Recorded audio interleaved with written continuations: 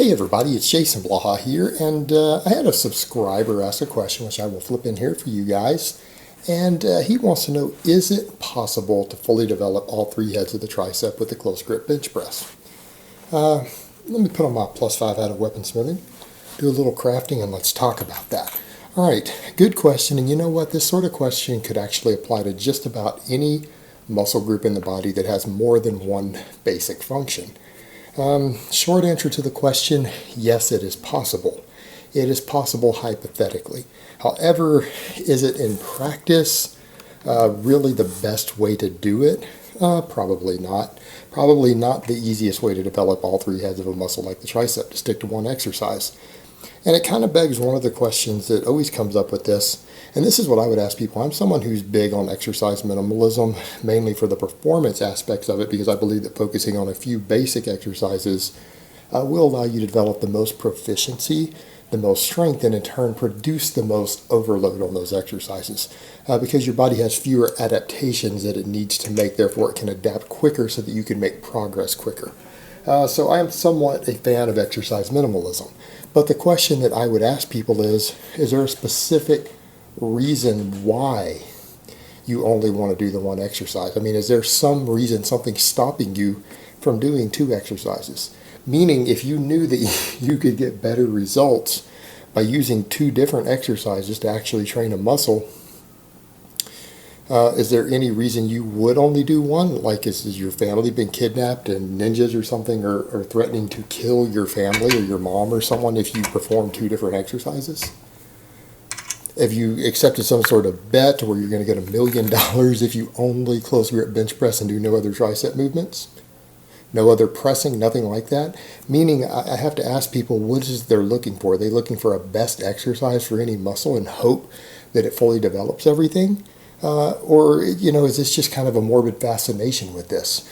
Because the reality is, there's nothing stopping you from coming in and doing an extra exercise or two, all right? Even though I tell people to focus on a few basic ones, that doesn't mean that that's a dogmatic approach that you should just do 5 basic exercises and nothing and never deviate outside of those. I don't actually think that that's a good idea. I think some accessory work, particularly for your weaknesses, can be helpful even in bringing up those main exercises to help cause your entire body to grow. Now, as far as something like the triceps, let's talk about those specifically. And again, we could do this for other muscles, but that's the one that was asked about. Tricep has 2 functions and 3 heads. That's why it's called triceps. It's got the lateral head, it's got the medial head, and it's got the long head back here. Most of the pressing, the extension of the elbow, is done using these 2 heads. And it's not to say the long head doesn't get used, it just doesn't get used as much. And it is the bigger of the 3 heads of the tricep. So, that being said, the closed grip bench press works these 2 the most, and it works the long head the least. Now, what we have to factor in, any exercise is going to work that works at least one part of a muscle will work the entire muscle to a greater or lesser extent. But you do need to understand that there is emphasis on different heads of a muscle, particularly when that muscle has multiple functions or multiple points of insertion. In the case of the tricep, you got 3 points of insertion. The long head is used to extend the shoulder, okay? Which is why I tell people who want to do closed grip bench presses as a primary tricep builder, doing other exercises that work those 2 heads more is just redundant. They would be better off just doing more closed grip. It's actually a better overall mass builder. That if they wanted to throw in a tricep isolation movement, if they were focusing really heavy on that, they would want one that causes shoulder extension, which means maybe skull crushers behind the head to do this, behind the head dumbbell extension, something that moves the shoulder joint, not just the elbow, okay? And that's so that that long head gets extra work because it is being neglected. Now, the question comes into, could you actually develop the long head with the closed grip bench press? And the answer is yes. Absolutely, it can be done.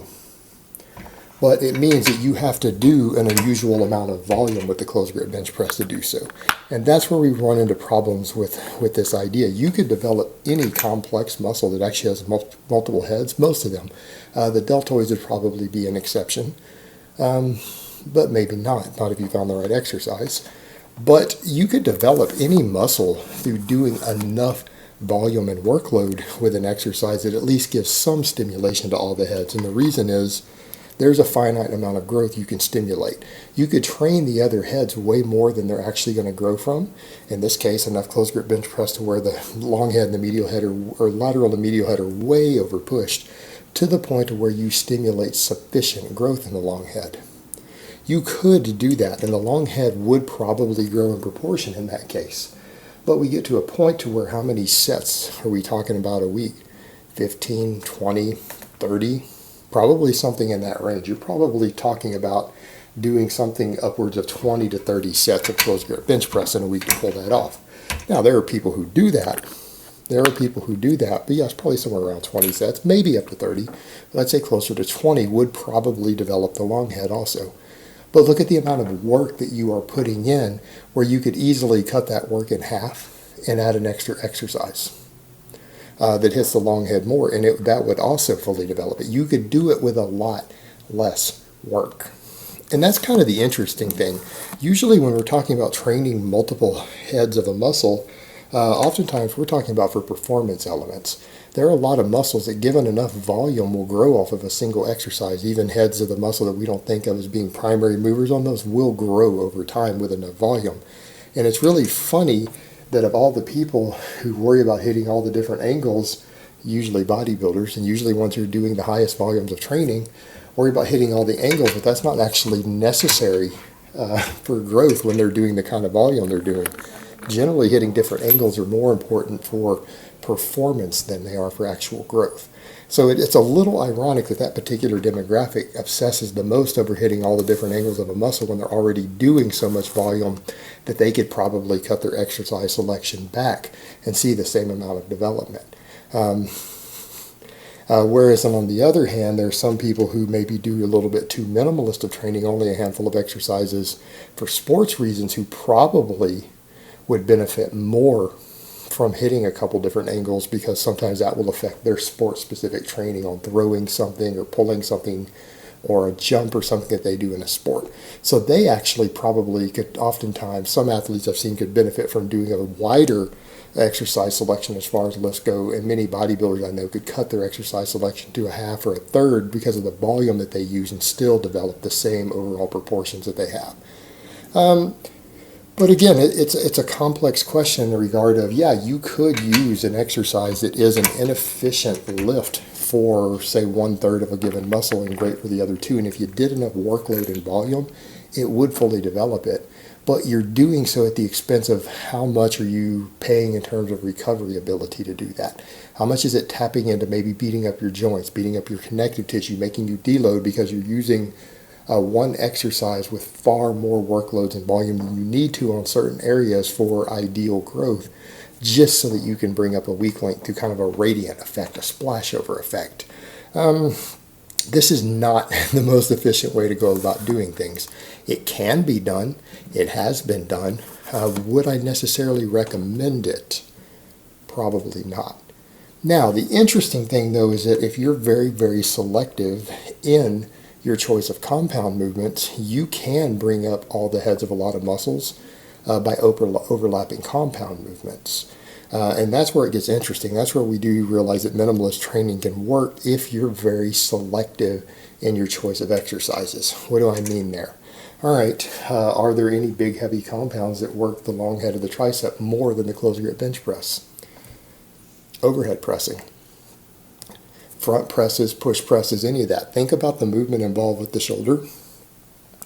It is causing some rotation of the shoulder to happen, particularly when an overhead press is done correctly.